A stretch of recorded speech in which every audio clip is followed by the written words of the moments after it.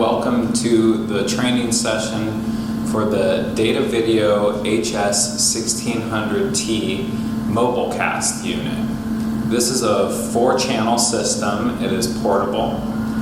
It comes with 5 major components. The 1600T main unit, which includes the camera switcher as well as the camera controller and multi-viewer. It comes with 3 robotic cameras, and these are PTC 140T cameras. It comes with an audio mixer, which is a small Yamaha 2-channel MG06X mixer. Basically the simplest mixer that you can use with it. You can use other mixers, but this is just the simplest solution for audio needs. It comes with an Atomos recorder / program monitor and a computer for graphics, overlays, and streaming. The first item that we'll go over is the cameras and the tripods, and the best practices for setting those up.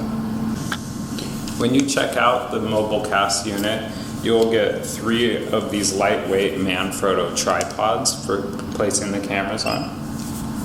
And the way that you'll set those up is simply loosen the latches here. Extend the legs to your desired camera height. Then tighten the latches back down.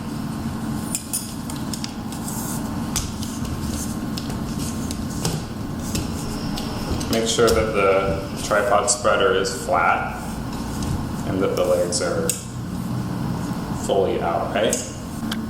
Now when you get the tripod out of the bag, the arm here will be in the low position. To make it easier to adjust your tripod, you can move that up and then simply tighten the handle knob. Now, to make sure that your camera is sitting level on the top of your tripod, there is a leveling bubble here. And to adjust how level your tripod is, you are going to loosen this head knob and then adjust the head until you see the bubble is right in the middle of the black circle. And then tighten the lower bar. And then you know that your camera head is going to be level. Now, when you remove the cameras from the case, you'll find that the plates are already attached to them. Those don't need to be taken on or off. Now, when we attach the camera onto the tripod, the plate will fit into the grooves here. And then you simply slide it forward until you hear it click into place. If you are having a hard time with it sliding forward, make sure that this nut is loosened. Once you have it in place, tighten that, and your camera can be repositioned by loosening the knob here. But you never want to move the camera head with your hands. This is all done remotely from the camera control unit. To take the camera off of the tripod, we just loosen this nut, and then pressing the red button on the side of the tripod head, pull back, and the camera should release from the tripod head. Now, what's really cool about these cameras is that there's only one cable needed to connect to it. The kit comes with 3 of these 100-foot network cables, and the proper way to attach them to the camera is to first thread them through this hole in the tripod leg, bringing it up so that there's no tension. so that there's no weight pulling down on the cable. And then we're going to connect it to the HD base T port. Alleviating any tension on the cable prevents any damage to the cable or the port on the camera. Now, everything that you need is provided through this cable, including power to the camera, video signal back to the switcher, the ability to control the camera from the main unit, and a tally light on the front of the camera for indicating to the talent which camera is live, which is either shown as a red light to indicate the camera is live or a green light to show that the camera is loaded in preview.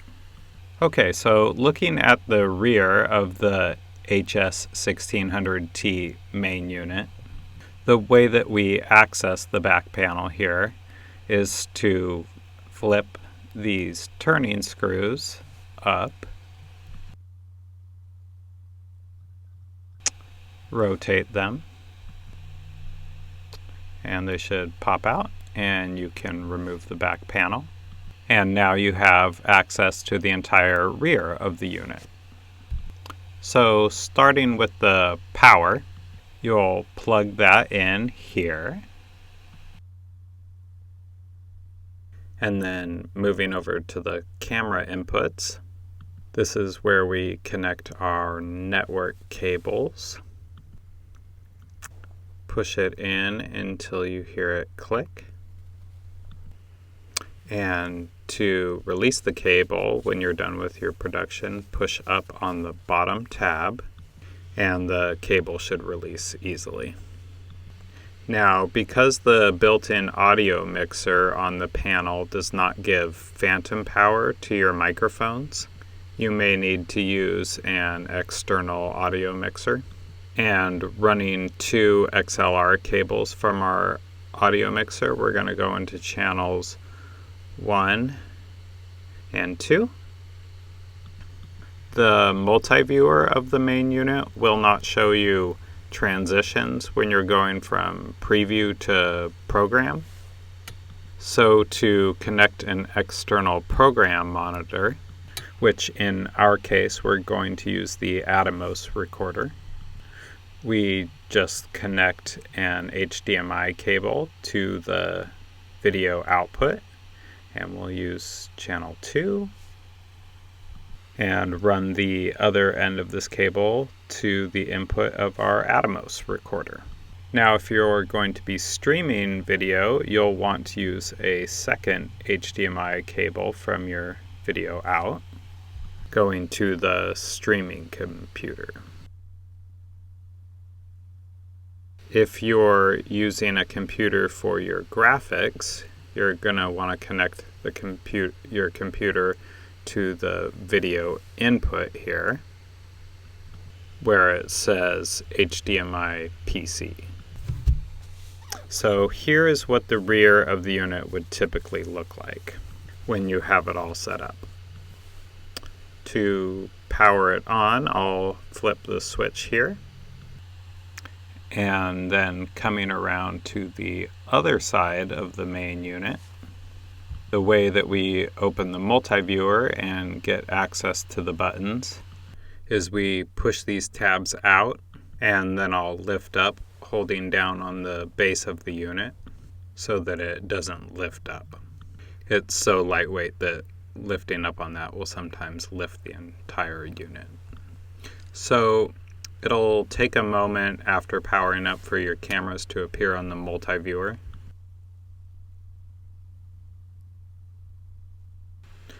Now, there are 3 different menu buttons throughout this system. So to not be confused, the menu for the switcher settings is right here. And that will pop up in your multi-viewer. To turn it off, press menu again. You also have a menu for your cameras. And depending on which channel you have active, it'll bring it up in that input. So if I want to go to channel B, now I have that camera's menu up here. And just press menu again to exit that screen. Do be aware that if you turn on your menu, that will be on your output and be recorded on your Atomos. You want to be cognizant of that whenever recording to the Atomos to avoid any burn-ins.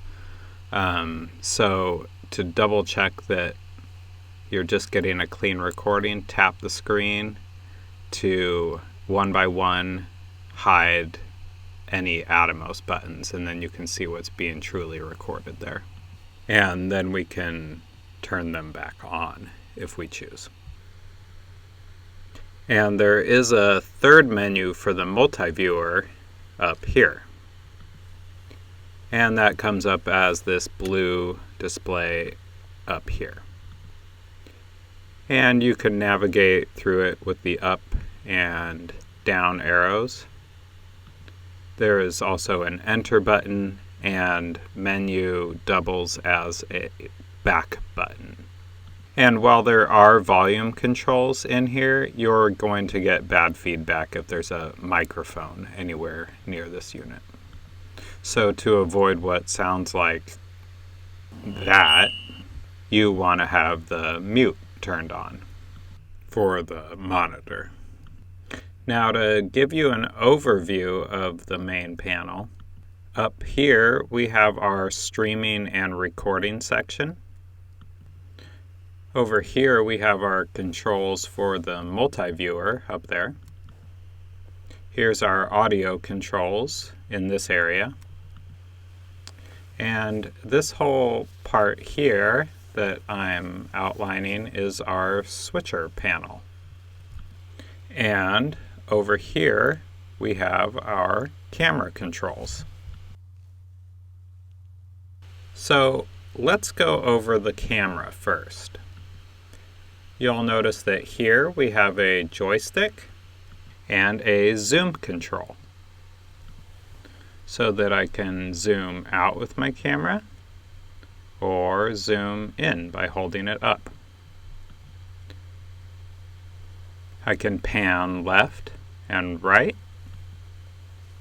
or tilt up and down. For the speed of our camera controls, we have options for slow, middle, or fast. With robotic cameras, it can be sort of tricky to make adjustments to the camera angle while that camera is hot, so oftentimes you'll want to make changes to the camera angle while the camera is not in program. If you do need to make a change to a camera while it's live, I recommend using the slow option. And if I'm concerned about bumping these, I can always lock my controls. And to turn it off, press it again. To set my focus manually, I use this knob. The manual button has to be activated and lit, and then I can dial in my focus there. If I want it on auto, I just turn off the manual button there. To set the exposure, I use the iris dial here. And is same with the focus. I can turn it to manual. And then I can dial my iris either down or up. If I just want it on auto, I turn off the manual button. And here in the middle, we have our 3 buttons for white balancing. And to control my 3 different cameras, I have input 1 listed here as channel A, input 2, channel B, and input 3, channel C. And so if I want to control camera 2, for example, I would switch over to channel B. And then I can go and adjust my joystick to have my camera position where I want it. If I want to store a preset, say a close-up of somebody, I would hit the Store button and select from 1, 2, 3, or 4. I'm going to select 1. And now if I want to set another preset, say position my camera on another panelist, for example, I could go over there, and then I would hit Store and select 2. And then if I wanted to return to my first camera position, I would hit 1, and then my camera returns to its original position. If I wanted to change any of my camera settings, it's important to remember that there are 3 menu buttons on the MobileCast unit. And here, I would find the menu button for my cameras.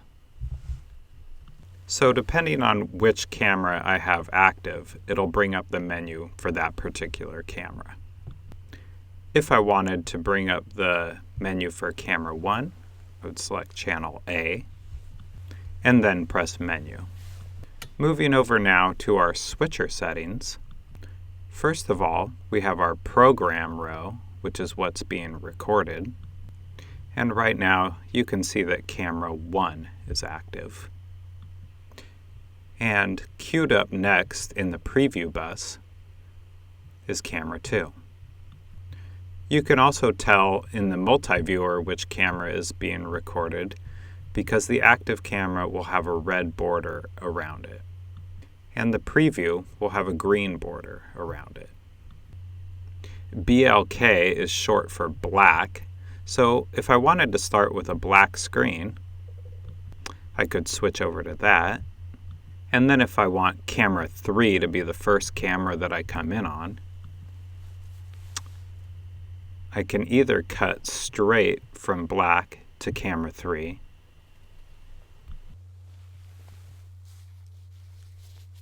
or I can transition using the auto button, or by using the T-bar here. You'll notice that once you do make a cut or transition, whatever was your program channel will be switched over to your preview bus.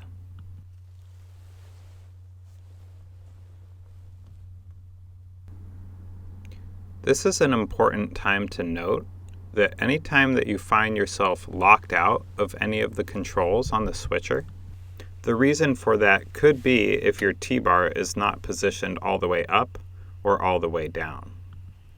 2 of the different types of transitions that the mixer comes with are mix and wipe. Mix is simply a dissolve, while wipe, in true Star Wars fashion, will push from one camera to the other. And you can select whether it's moving from left to right or up and down by choosing here. You can reverse the direction of the wipe. If you're going from up to down and you want to go from down to up, just push reverse. A couple other features that are here are picture-in-picture,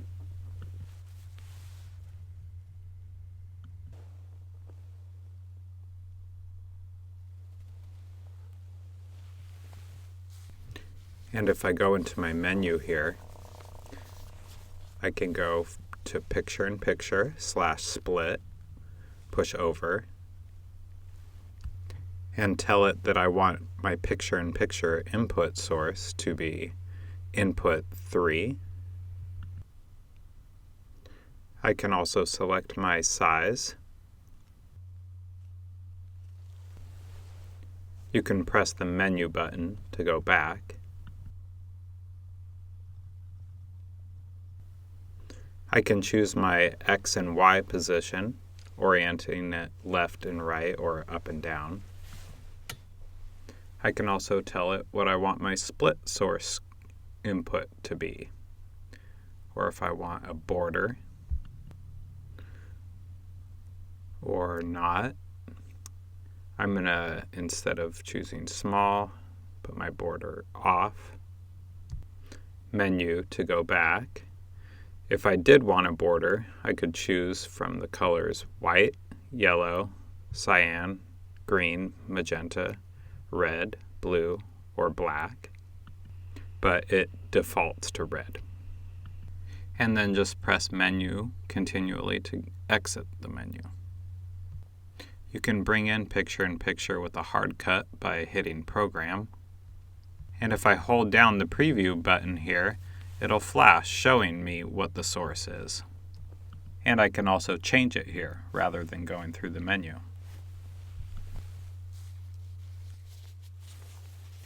And now, because we can only tell what is in program by the screen being highlighted in red, or what's in preview by it being highlighted in green, I could just pay attention as I cut and transition to the color of the borders. But if we want a clear view of our program, we need to use an external monitor. In this case, the Atomos Shogun Flame. So to power on the Atomos monitor, I'm just going to push once here on the button on the right hand side of the unit. And as you can see, we have it positioned on this small tripod here. And now I can see what's going to my program here. So if I do a dissolve, for example, you'll be able to see that on your program monitor.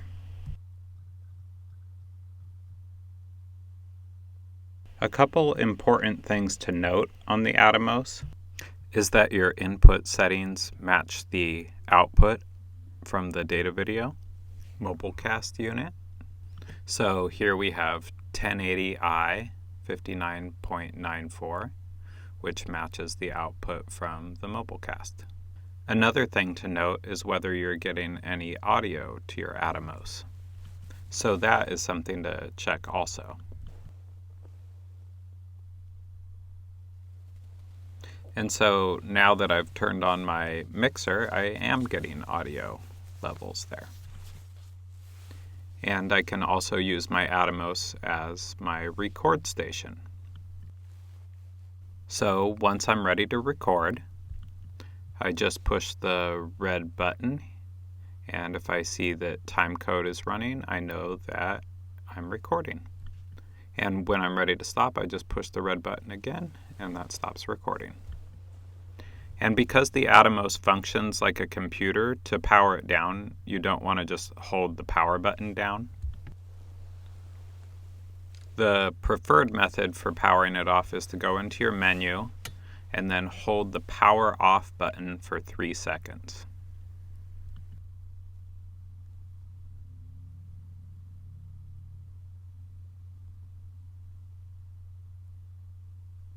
Now, because the HS-1600T does process the video and the audio at different speeds, if you're to try to record to an SD card, you are going to have audio sync problems because we're not using an audio delay box between the mixer and the main unit.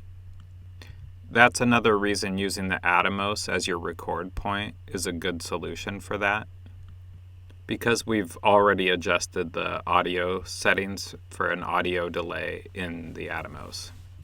So when you recorded that, your audio should be perfectly in sync. And similarly with streaming to the MacBook Pro, adjustments have been made in OBS to sync the audio and video perfectly. So now let's get into learning to put graphic overlays onto our program. This could be putting in lower thirds or a full screen graphic. So now I have a MacBook Pro, which is connected by HDMI to the main unit. And as you can see, it's displaying the background of the computer desktop here. So to get our Photoshop application to display here, what I'm going to do is simply drag the Photoshop window. In this case, it was off to the right, and now I have it over here on my multi-viewer. And now in the bottom corner of Photoshop here, I have an option for change screen mode. And now I've entered into full screen mode, but I need to zoom in on my image.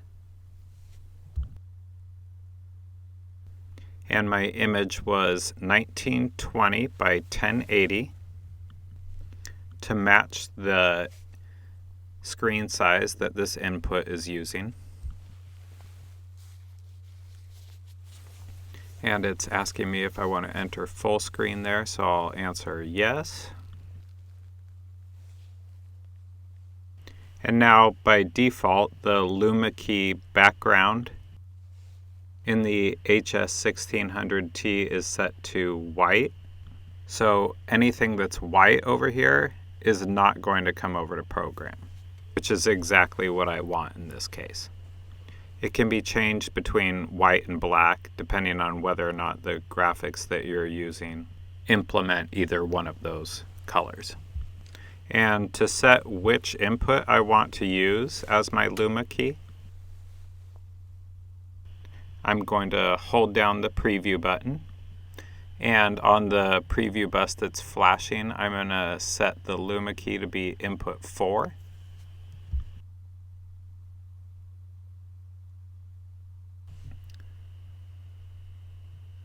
And now when I brought my graphic in, you'll notice that all of my yellow disappeared with the OpenSignal logo when it was only supposed to erase the white. So what I want to do is go to my menu settings here in the switcher.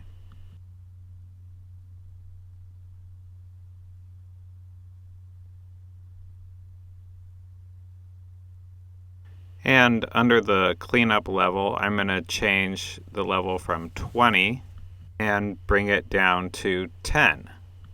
And now we're not having the problem of it seeing that yellow as white. So a perfect way for you to create graphics for this system is in Photoshop, just putting each graphic that you want on a different layer and then turning the visibility off on those layers until you need each one. If we want either the picture-in-picture or the Luma key to be in preview first before we take them so that we can transition in with them, simply double tap on the preview button.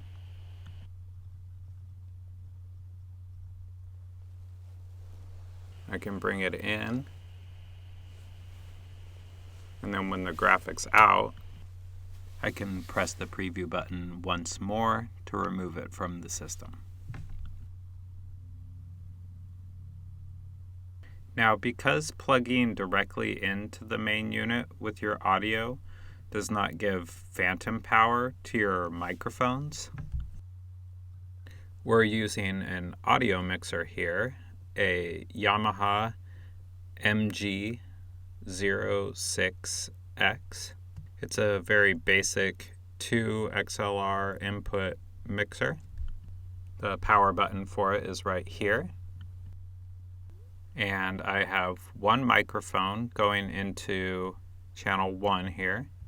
And then I have 2 short jumper cables going from the output of the mixer to the input of the HS-1600T. And with this microphone, I had to turn the gain all the way up and the level and the master because my microphone is not very close to the subject.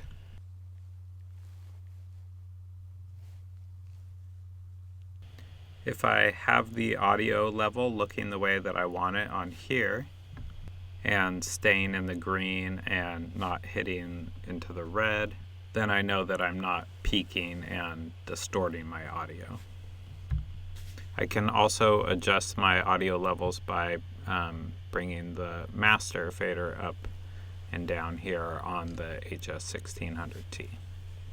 And I want to be hitting at just about plus 10 dB.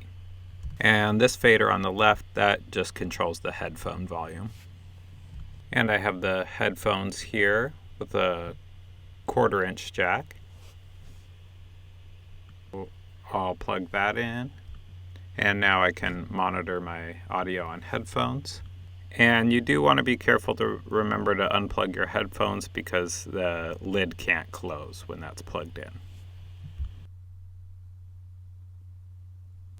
Alright, now that you know all the basics of the DataVideo Mobilecast HS-1600T, you're ready to play around with it. Take it out on a production or just set it up in your living room, and now you have a mobile studio right at your fingertips without the need for a lot of additional crew. You don't have to worry about so much social distancing. And you and one other person, or if you're feeling proficient in it just by yourself, you can produce your own multi-camera production. So have fun, and if you have any questions, feel free to reach out to staff at OpenSignal. Thanks, everyone.